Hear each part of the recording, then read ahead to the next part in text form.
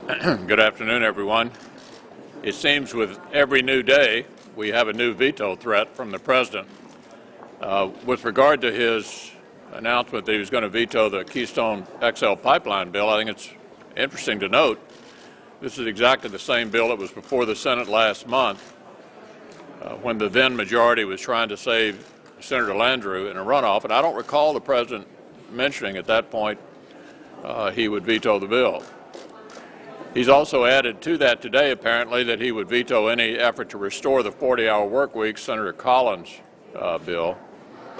I think the takeaway from this is that the President is not going to set the agenda for us here in the Senate. We have an agenda that we believe helps save and create the jobs for Americans. If the President wants to be a part of that, he can sign the bills that make it to his desk. And if he doesn't, then I'm sure he will make his best effort to explain to the American people why these measures are not in the best interest of the country. With regard to the terrorist event in Paris, let me just say that our thoughts are with the French.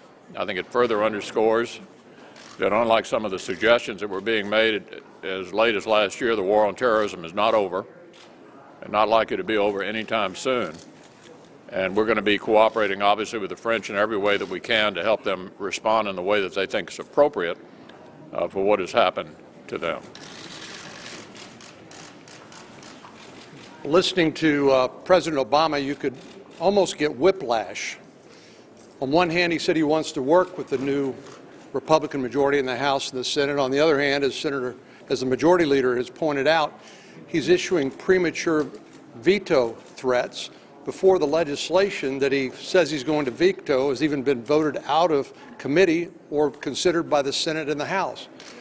Senator Thune pointed out earlier, this is the same legislation that would have passed the United States Senate that was being advocated by Senator Landrieu last year.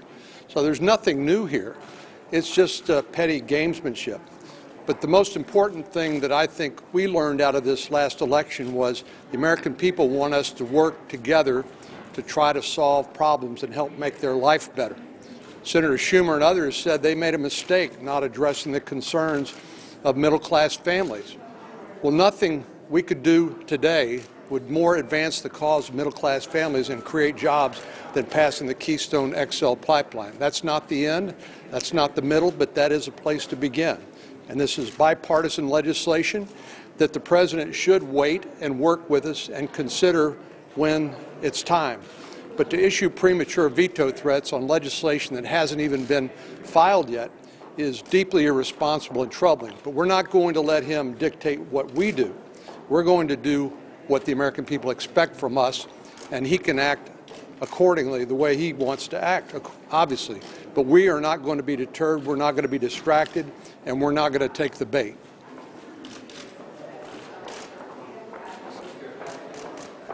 Well, it's nice to be back and to see all of you, and I'm sure you're happy to see all of us. But as has been pointed out, the President is starting his campaign-style trip this week. It's what he does well, goes out on the campaign trail, and going to 3 states to take credit for the little bit of good economic news there is out there. At the same time, we're back here rolling up our sleeves to go to work to do things that are good for jobs and for the economy.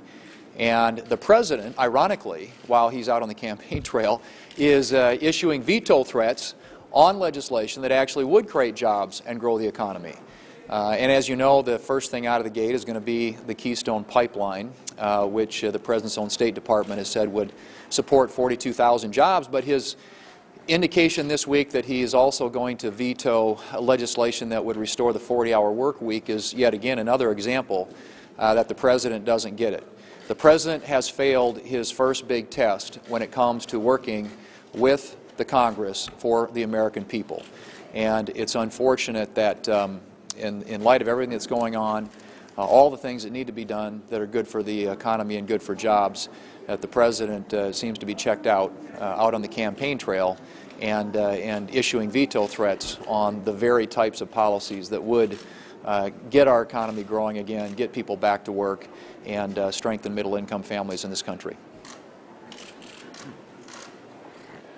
The first bill on the floor of the Senate will be the Keystone XL pipeline bill, and there'll be a robust and open debate on energy in America.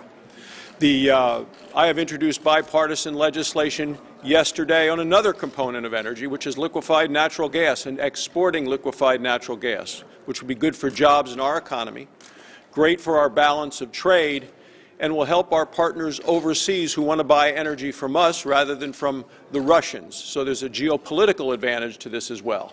And again, it's bipartisan legislation. Senator Martin Heinrich from New Mexico is a leading co-sponsor with me, and he's also a member of the Energy Committee.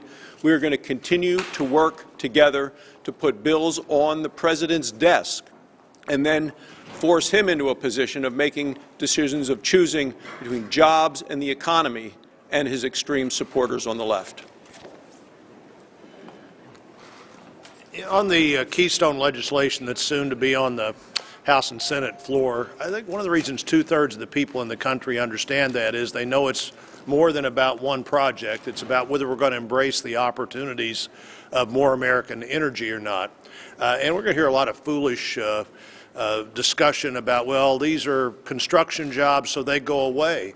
Well, of course construction jobs go away at the end of the construction project. And if you do things that grow the economy, those construction jobs go to other construction jobs. The idea that, well, it takes a few dozen people to run the pipeline, also pretty obvious because it's a pipeline and that's what it takes to run it. But the jobs that are created once we decide we're going to embrace more American energy have a lot more to do with making things and growing things and moving things around. Once people know they've got a utility bill they can pay in all likelihood and a transportation system that works, that's why people understand this to be a much bigger issue than the White House appears to or than many of the debate that will come up will act like it is. It's about embracing more energy, things that put people to work, the Hire More Heroes Act that the House passed last night, something I hope we see on the Senate floor this year. Last year the House passed it 406-1. Somehow we were never able to take it up on the Senate floor with the other majority. So let's get people back to work, and one way to do that is to take advantage of the great energy opportunities that we have in North America. Thank you, gentlemen. This is a new day in the United States Senate, and we just want to ask you, hold us to that. Ask us about it in a month. Ask us about it mid-year. This is a new day. And part of that is regular order. Now, what does regular order mean to the average American person, to the average voter out there in our various states? It means that Americans will now see their elected senators voting on the key issues. They will no longer have a senator being shielded from tough votes on the floor of the United States Senate. They'll be able to see where we stand on the key issues of the day. And I think they're going to see first off, that this House and this Senate are going to send legislation to the President that has bipartisan support. The Keystone Pipeline, the 40-hour work week, repeal of the medical device tax, all will get to the President's desk because of overwhelming bipartisan support, not only in the House, but necessarily in the Senate. Last October and November, the President said his policies were on the ballot last year. They were on the ballot, and the American people rejected the policies of the President. We now have an opportunity to give Democrats and Republicans in the House and Senate the opportunity to work together on these important issues and to send them to the President's desk. We'll now see if the President is going to listen to the American people and be disposed to signing the bipartisan legislation that we place on his desk. Mr. Mayor. Yeah, Joe. You said that the attacks in Paris underscore that the war on terrorism is still alive. Given the fact that the Homeland Security budget is going to be discussed because of immigration, do you have any worries that the Homeland Security budget is part of this now? It almost seems unimaginable after 9/11 that the Homeland Security budget would be the proper venue to have an immigration fight. What's your comfort level with? Well, it's an important piece of legislation, and we'll decide in February how to handle it. But at the end of the day, we're going to fund the department, obviously. Are you Senator McConnell. Yeah.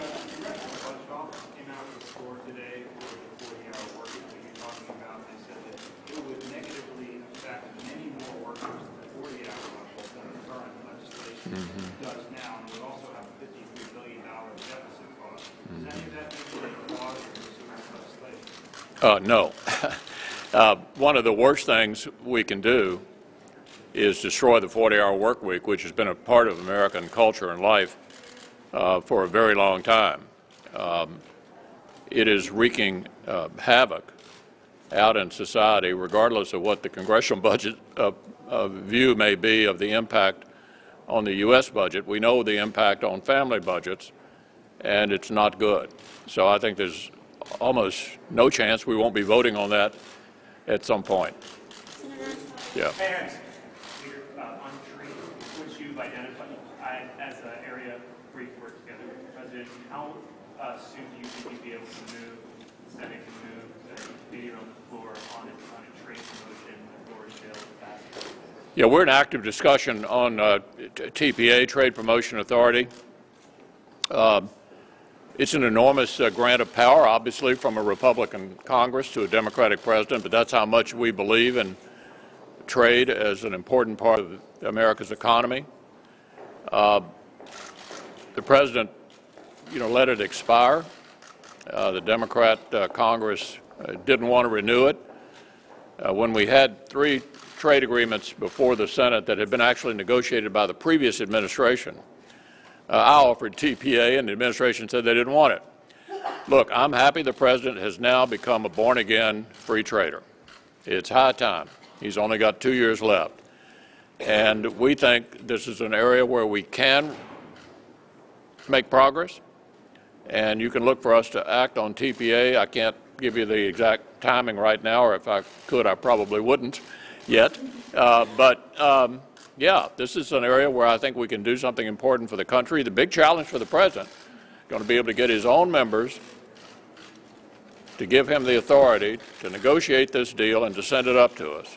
He's going to have to stand up to the AFL-CIO. He's going to have to stand up to the political left and his party and help us do something important for the American people in the middle, the moderate center. As I've said repeatedly and will say again, divided government is not unusual in this country. What the American people are saying is they want us to look for areas of agreement, and this certainly is one of them. Thank you.